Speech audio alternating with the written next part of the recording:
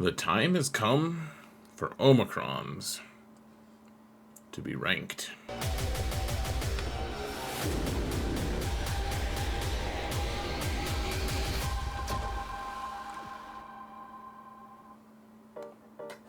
Hello everyone, and welcome to another episode of Xerath Prevails. Today we got to talk about the Omicrons that have come out and how they are ranked. Lots and lots of questions about where the different Malicos Crons are going to be, Drogon, and the Scout Trooper especially. There's a lot of adjustments that I've made and tweaks to my list, so let's jump into first saying thanks to my patrons. You guys are awesome. Thank you so much for all of your support, guys. I couldn't do this without you. Truly appreciate you, every single one of you. And guys, if you want to support this channel for free, all you gotta do is hit that thumbs up button, subscribe, comment, do something to mount the algorithm. Guys, we're getting closer. I think we just passed 19,000 subs, and we're on our way to 20k. Can we do it in 1 month, basically? A month and 10 days, aka 40 days? I don't know if we can, but that would be so epic, and I would be so appreciative, guys. I'm appreciative anyways. You guys are awesome. So, guys, here's the infographic that I made. I updated it, and it's found, as usual, in my Discord server. You can find the link to it in my video description, and it's free. You just go to the infographics channel. It's toward the bottom, and you can share it with your guild. You can hoard the information like a greedy miser, which is redundant, I suppose, but you can print it out and eat it, or feed it to your dog, maybe, or set it on fire. I'm not being very imaginative, but I'm sure you can do some really cool stuff with a printed version of this.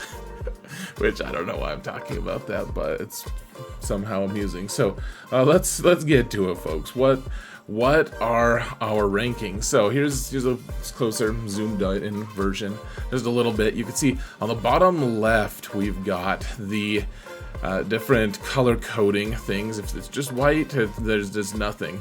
But then I think the biggest thing that I want to point out here, folks, are the ones that are in purple have what I call a big caveat, and that just means that you don't want to get the Omicron unless you can fulfill the text in the middle. So for instance, Chrysantin is circled here. He's got a GAC Omicron, and you only really want to get that Omicron if he has Relic 8 or above, because it's a percentage of his protection, and if he's got really low relic levels, then you're not going to get any bang for your buck. And you probably also don't want to get it for Chrysantin unless you have Jabba. Though I think that's so obvious that I've just decided to let you suffer if you decide to apply it without having Jabba first. So there's also we're not doing so, even though it was released already, guys. We have the IG-12 Grogu character released.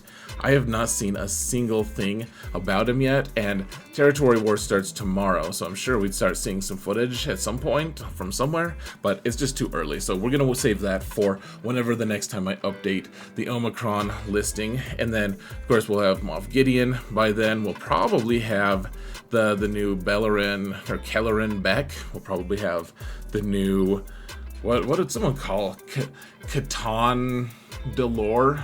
Something like that. I like that name. I like the way that someone else said it. It was fantastic. So congratulations to the person who said it better than me.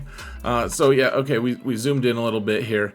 The other thing is we have the -1s. I actually don't have any +1s on here because no one got promoted to the next level, but a -1 just means they got demoted from the bigger level, like you see right now, and do it soon, for instance, or kind of neat. If they go -1, that means that they were at the one previously slightly above it, and they're no longer there. It's just a quick update to show you guys what's going on there. And then, of course, we just have a couple color coding things you guys can figure out on your own, because you're probably not brain dead, I'm hoping. And if you are brain dead, then I hope the sound of my voice is soothing and helpful for you, because this is probably an improper endeavor for you.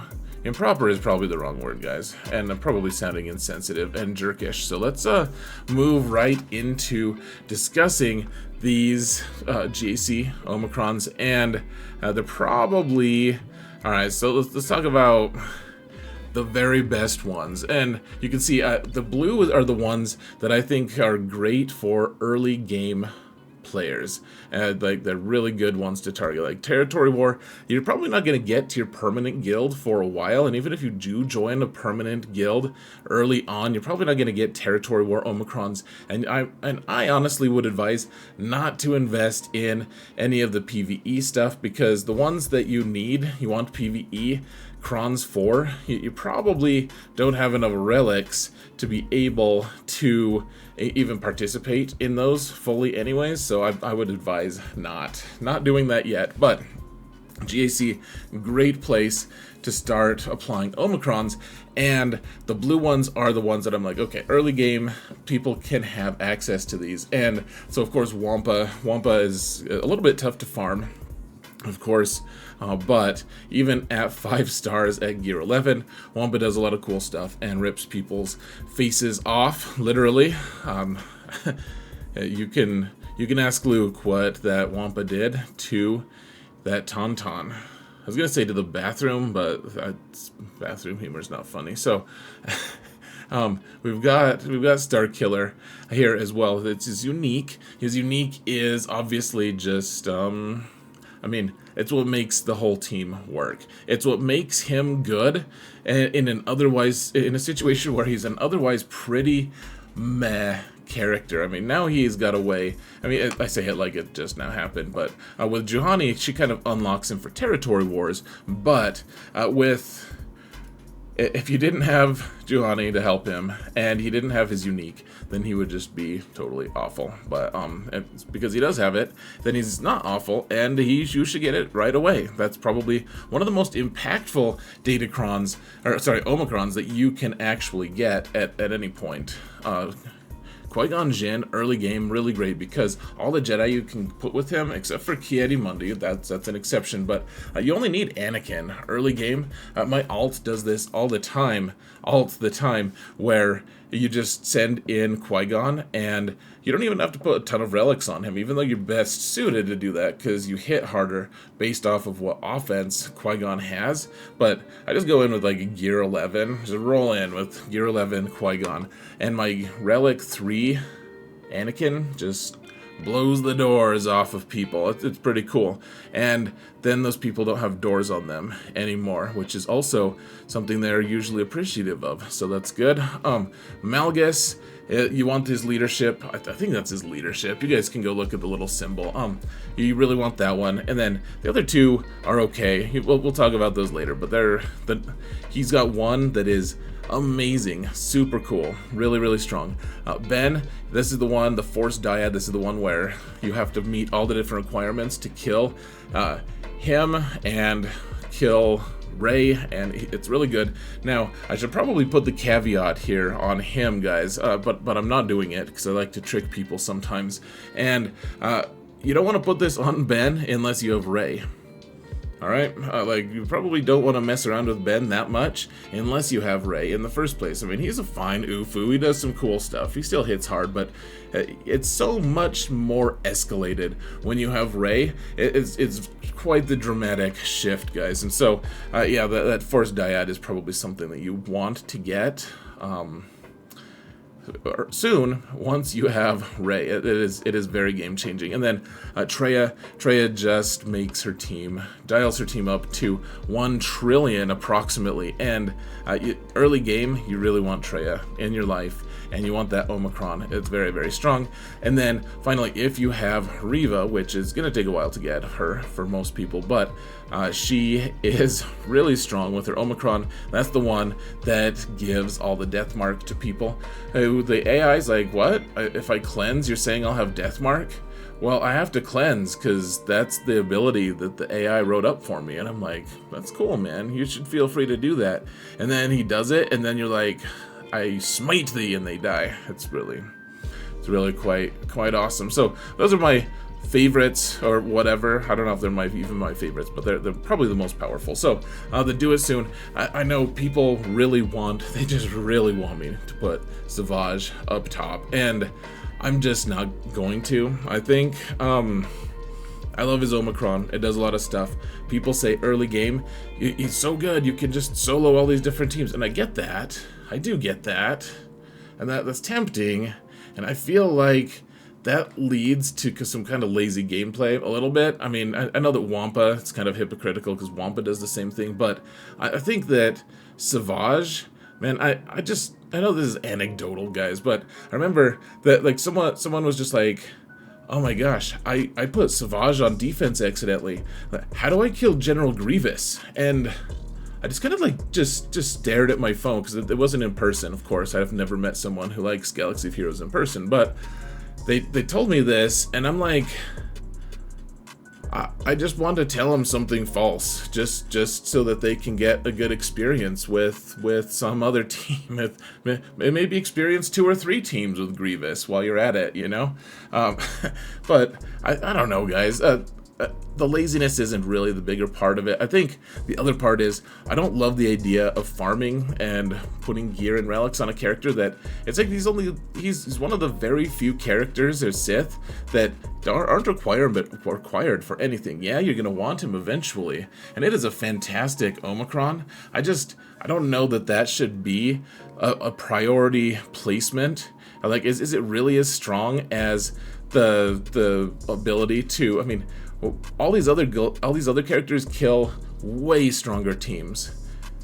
Savage just kills some like medium teams. I don't know. It's very strong, and I just think he needs to go in the bottom here. So Starkiller with his AoE destroys people. Like, this is the way you kill Rey.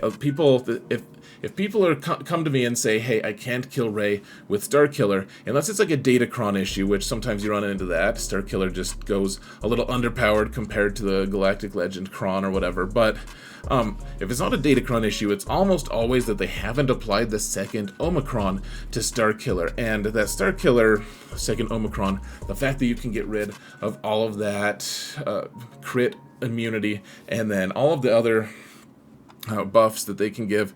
I remember at one point someone put Grandmaster Yoda with their Rey team, which is not a good choice anyways, folks. I'm not saying that this is just like this and this is why you get this, but he was spreading the buffs so crazy. It was him, and they also put Jedi Cal, or sorry, not Jedi Cal, Baby Cal on there. So there's a ton of buffs going around, and it was crazy. And like Starkiller just went in and just melted the team. It was pretty fantastic. Just the fact that he dispels all of the buffs and he does damage based off of how much damage, of how many buffs he dispels. Really, really fun stuff, guys. That's the #1 way you kill Rey. And then Ben, this is the one that makes your Rey team immune-ish to Sith Eternal Emperor. Yes, he can still beat you sometimes, but this is 4 turns of healing immunity. And when you put Ben with Jedi Training Rey, if you stagger them, which, I mean, if you're on defense, then obviously it's AI, but you can just have a constant perpetual loop where Sith Eternal doesn't get to heal. It's pretty cool. Now, Dash is a character that, I mean, okay, first off, I couldn't figure out how to do a blue and purple ring on Photoshop. It seems like a simple thing you should be able to do, and yet I'm a little bit dumb and I couldn't figure it out. So it's a big caveat though, guys. Dash needs Vandor. This is almost a Vander Omicron. If you don't have Vander, then don't do it. But guys, there's something about a team that just can't be killed because the AI is too dumb to shoot the Wookiee. Like, they don't want to shoot your pet, and I appreciate that, but at the same time, they just kill your guys over and over and over again, and Vander just revives them forever, and you just have 5 minutes to just gun them down while they're too dumb to kill you. It's a wonderful situation. Plus, I mean, he's a requirement character for a few different things. He's a really good early game character for an early game squad. Now, the Malicos Omicrons, guys, honestly, I don't have a great idea or answer to you for which one you should apply first. Both of these Omicrons are his uniques. Malicos, I like all 3 of them quite a bit, but the 2 uniques are must-haves for Malicos. The third one is pretty good too. I would advise most people apply it. But the thing about the 2 is, I think the one I would choose is the one where it lets him assist every time someone does a special. That's the one I would choose to do first. But I mean, either one, great choice. They unlock his potential, and it makes you ungrateful for Malicos when you use him in other game modes, because he does so much stuff with his friends in GAC, and then he's like, what, you want me to actually do work when you're in territory battles? You're like, yeah. He's like, what if I just die? I'm like, fine, just die. And then he does, and we move on. So Captain Rex, pretty good guy. Super boosts that Phoenix squad. He also, I mean, it's not a GAC. Yeah, so he thinks Phoenix good. He's also a character that you really want for Rise of the Empire, so you want to develop him anyways. Adrad, if you have the team, he's Relic 9 already, and you want to just mod him that, like, that it's a team that kills something, even for my main account, every single match. It's like, what team is Adrad gonna kill? Always has a couple options. Really, really strong characters, even still, and that Omicron makes him better. Afra is, so if this was actually for 5v5 and 3v3, I would put this on the top tier. This is a fantastic leadership cron, really, really strong. Makes her capable of doing all sorts of stuff. You can only use it half the time in GAC, so that's why it's marked down a little bit. Now we have Zori. Zori's Omicron, really strong. Does a lot of stuff. Zori's really good on offense. Less good on defense lately, well, at least in the top tier. I mean, Night Sisters kill her, like bad Night Sisters kill her. So I just, at some point, we're probably gonna have to demote Zori a little bit. But I couldn't handle all your yelling at me for Savage and Zori at once, for both of them just not being in the top-ish tiers. So I decided to just leave her there for my own peace of mind. Now, Chrysanthemum, we already touched on him a little bit. You need him to be high relics if you want to put this Omicron on, and otherwise you just leave it alone. The Omicron is fantastic to make an already team very tanky, and well, it's already tanky, it's going to make him more tanky. It's fantastic. The Riva one, this is the one that reduces cooldowns on the whole team. It's not absolutely mandatory. It's pretty strong though. It's probably worthwhile, in my opinion. Marin is the final one that I would advise everyone to get their hands on. The Marin Cron, it's transformative, guys. You only need one character in the whole squad to have relics, and that's Daka. You do need a couple Zetas, but otherwise, Marin and her Omicron, I applied it when Marin was gear 8 with 3 stars. And I've never regretted it. It is a fantastic Omicron, and Marin is transformative to that squad. And especially early game, Night Sisters just do so much legwork. They do a lot of work. It's amazing. Now, Drogon's another one. I don't know if a lot of people are going to question me on whether he should be this high up. And I guess all I'm going to say is it makes him way more capable, and he's going to have more health. He's going to have more, he's immune to ability block. He does a few different things that are pretty cool. They're pretty wizard, I guess. And, I mean, he's the right-hand man. That's maybe a poor joke to make with Drogon, but for Leia. And you're going to be using, if you're going to get Leia, if you have him farmed up, you're working on Leia, you're going to be using that squad every single GAC. And, I mean, you could use a lot of these squads with Omicrons, with worthless Omicrons every time, and it's not worthwhile, but this one is actually fairly good. It does a few cool things. He's immune to ability block. At the start of his turns, he dispels debuffs from a random ally, and then then they recover 25% health and protection. Then, if you really want to, start him with Mon Mothma. For some reason, his Omicron also is like, hey, by the way, you have an alternative option. You can actually just go with Mon Mothma, and you'll solve some of those problems as well. I don't know, he gives the whole team 10% turn meter every time he does a basic. Like, he does his 2 basics every time they call him to assist, and he's a rebel fighter, so he just keeps doing it. I mean, he's actually pretty fantastic with what's her name? With Mothra, so probably worthwhile, in my opinion. Now, okay. the kind of neat ones. I demoted a few of these here. So Asajj is just been here. I mean, if you want to work on Night Sisters, get some cool stuff, like her cron really does help. It's not absolutely necessary. Riva, this one is when she dies, she gets to do some stuff. Like it's okay, it's fine. It's just like, well, if you want to save Omicrons, it's probably one you can target. The two Malgus ones, yeah, one of them is pretty good. The other one is, like, they're fine. I don't think you absolutely need either of them. Hondo, I mean, gosh, I'm going to make a video on him someday, guys, I swear. But the Hondo one is pretty fantastic. He does some cool stuff, but he's also, I mean, he's not a requirement character. Like, it does a lot of stuff. It's kind of luxury. I mean, this is kind of the luxury zone. Gosh, I think Seer should probably be promoted a little bit from here.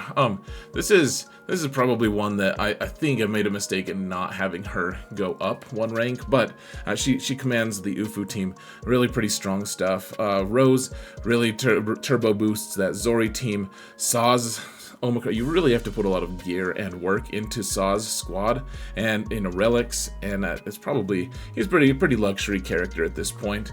I did demote Iden. I love Iden, but she just doesn't counter as much anymore. She's still pretty good, but it's tough to justify an Omicron for that team when you still need like 20 Omicrons. The Afro ones, yeah, they're good. All three of them, if you put all three of them on, you probably counter every Hut team ever, unless the Datacrons kind of disallow it.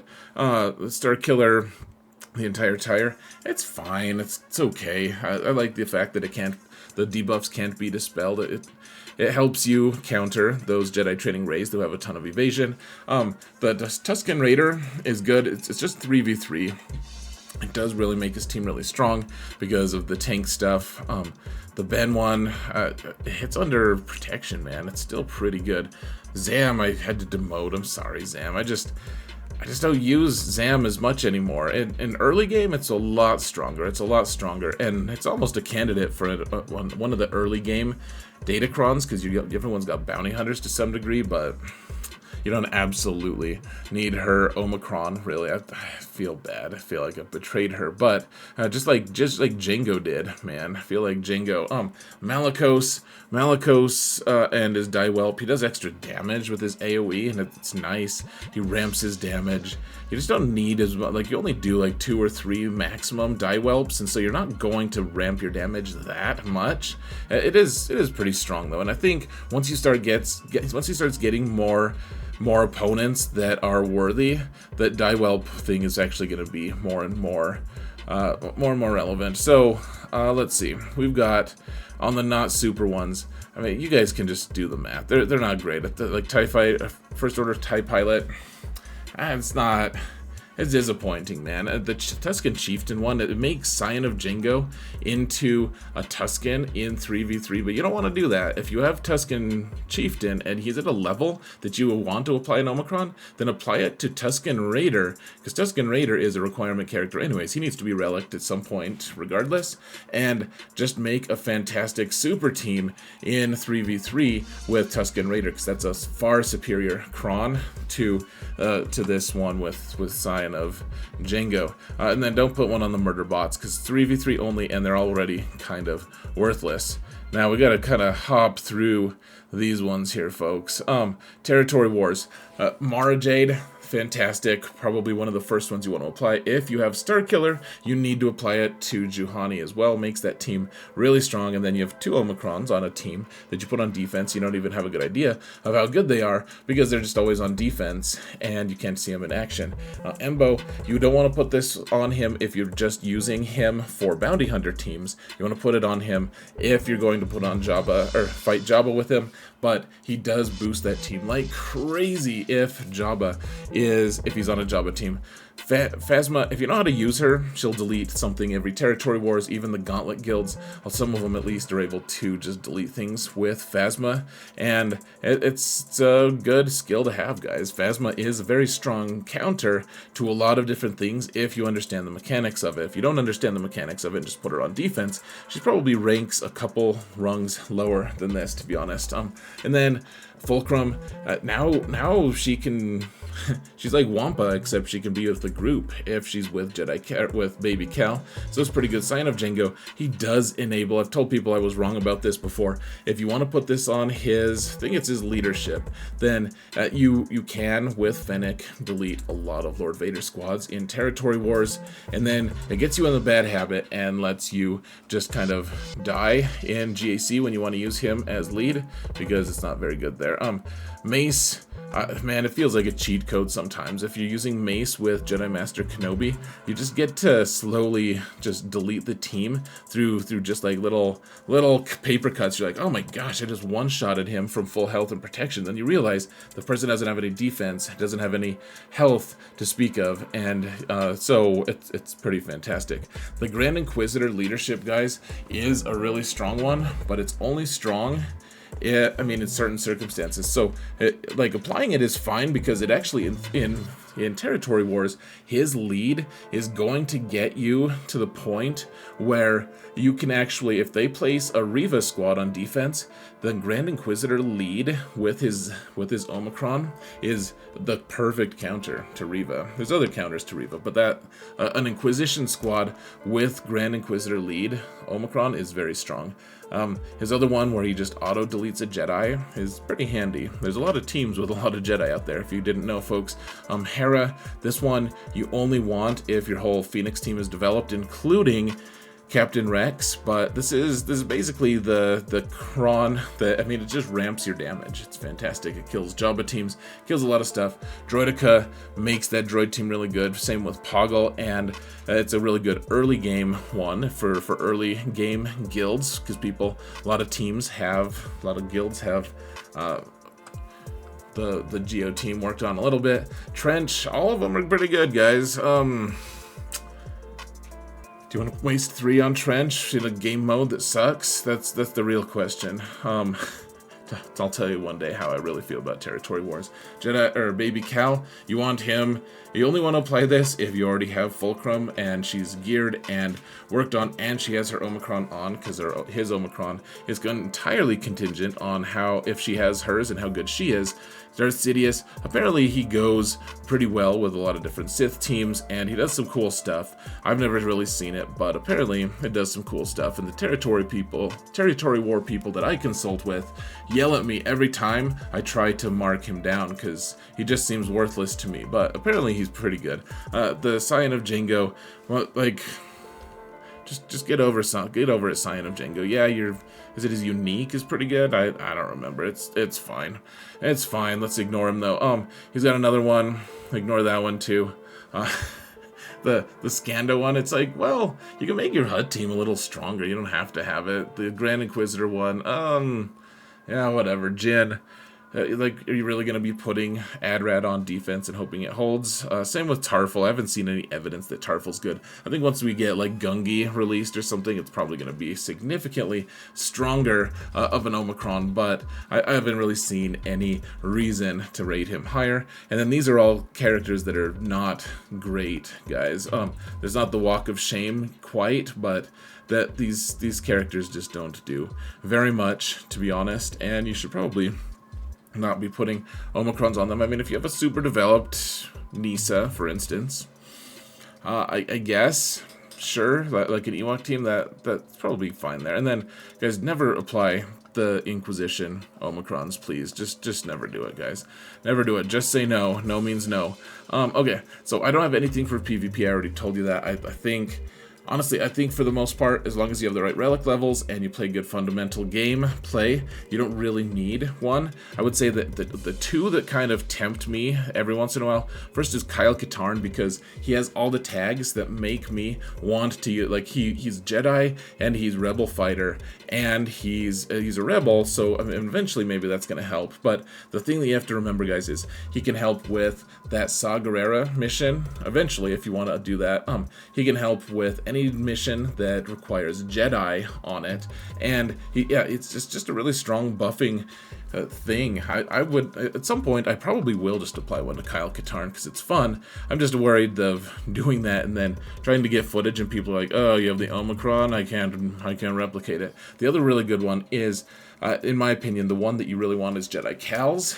The one that auto kills people, because after you do your auto kill, after that, if you put Relic 8 on him, you're gonna be doing 80% of your opponent's max health, and the biggest mission Jedi Cal can be on. He's helpful in other territory battle things, but the one that he's by far the most vulnerable in and needs the biggest boost is the one to get it unlocked, to get Zepho unlocked. And that one is, you only have one target basically, like you're facing an Imperial probe droid. Well, you have 2 targets plus a probe droid. You kill one of the targets with your auto kill, and then you turtle up until it's time to take out that lone remaining plague marine, or whatever his name is, whatever it is, and purge trooper, and then you can just like basically one-shot him if you're strategic. If you have some strategery about you, you can make it work. The other ones on him, they're pretty good, but I don't think you really need them compared to this.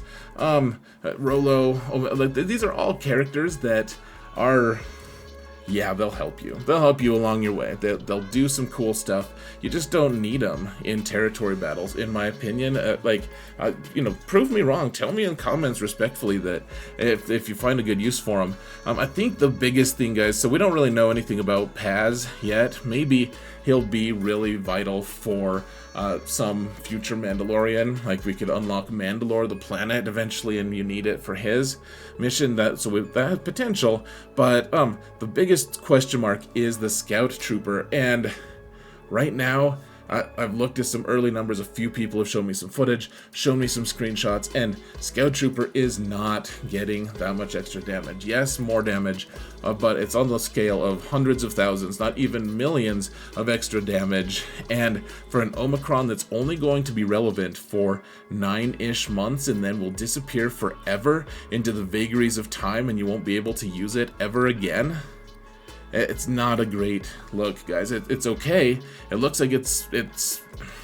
If you want to apply it, I'm not going to judge you, but it just doesn't look like it's good. The other thing about Scout Trooper, guys, is Scout Trooper is only 1 out of 8 attacks that you can make in this current thing. It's not just that you aren't doing as much like you're not maxing out your damage with Scout Trooper. You're also, it's only 1 out of 8 total runs that you're going to be making, like 1 out of 8, and you're only getting a couple extra 100,000 when you need to be getting, well, like 10 to 15 million. Well, not you don't have to, but a lot of guilds are. Like I don't see the allure yet, folks. We'll change our minds in a little bit, potentially. We'll see. I will reevaluate. But remember, if you don't apply it now, it's going to have diminishing returns, because eventually the clock is ticking and that Omicron is just going to be garbage level because you can't use it anymore. You don't need Sortie or Probe Droid or Gamorrean Guard. The Gamorrean Guard is especially egregious. It's like, well, Jabba already just destroys everything all the way up through his Relic 9 missions, guys. You don't need Gamorrean Guard to help you. And then poor old Karth, man, maybe one day he'll be good, probably not. And then Boosh, like I said, garbage level at this point. So that's it, folks. We took a little bit longer than I was hoping for, but this is the thing, guys. This is the one guide that you need. I would love to hear your respectful disagreements. Honestly, guys, I really appreciate your. We all learn from each other. I hope we all learn from each other, guys. It's been a really cool thing to just work with you and try to decode all of this stuff. So stay tuned. We'll try to figure out what Omicrons we need for Gideon and Grogu and Catandalorian or Catandalore. Alright, guys, I'm pulling the plug. Thank you all so much for watching, and remember that in all things, Zareth prevails.